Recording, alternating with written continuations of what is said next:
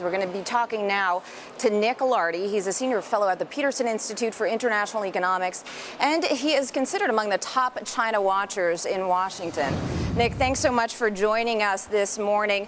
Tell me this, do you actually think China is going to reduce its Treasury holdings? Is this a window of opportunity for that country?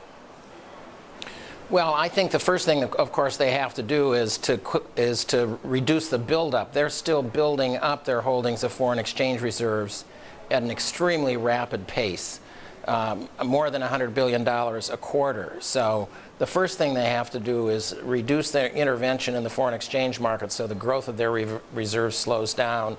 If they don't do that, there's no prospect that they're going to reduce their holdings of foreign currency. And if they're at more than $3 trillion where they are now, they are stuck predominantly in dollars. They could make some little adjustments at the margin, but they're still very much in the dollar trap. That's one of the reasons they're criticizing us so much. In part, it's frustration on their limited options. They are allowing the yuan to rise. Do they need to make that happen faster?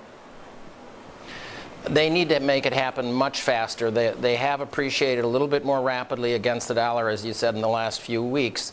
But if you look at their currency on a trade-weighted basis, it has not appreciated an iota over the last 2.5 years. So they're really not allowing, they're managing their currency vis-a-vis the dollar. They're appreciating nominally vis-a-vis the dollar. But the dollar is declining against most global currencies, so China's currency is also declining. And that makes it much more difficult for them to reduce the size of their external surplus. How does this play into Vice President Biden's trip and his meetings?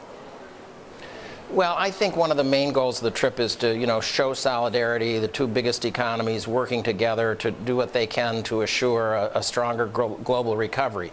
So I think they do want to show cooperation. If China would allow its currency to continue to appreciate at the pace we've seen in the last few weeks, that would also help on the rebalancing agenda, which has been a very important part of the bilateral economic discussion. Nick, if they did decide to reduce their Treasury holdings, and as you said, it may take a while before they get to that stage, they would have to let that message out very slowly and very carefully, because we could see a devastating impact on the Treasury market.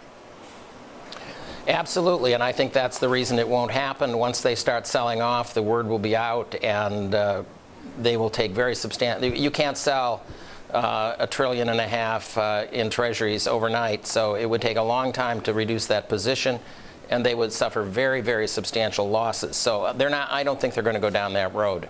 Nick, we've been talking a lot over the last couple of weeks about the possibility of a double-dip recession. We have Morgan Stanley out lowering its GDP forecast for the year. How damaging is the yuan staying where it is to our economy? Different estimates suggest that we could add close to 2% to GDP if the yuan hit equilibrium. Well, I think it is damaging. I think the undervalued currency was of some concern 3 or 4 years ago, but remember at that time we had very low unemployment. The economy was growing strongly. Now we're in a very, very painful, slow recovery, and so I think there's obviously more criticism of the adverse effect of China's undervalued currency on its trading partners, not just the United States, but a lot of emerging markets, Europe, and so forth.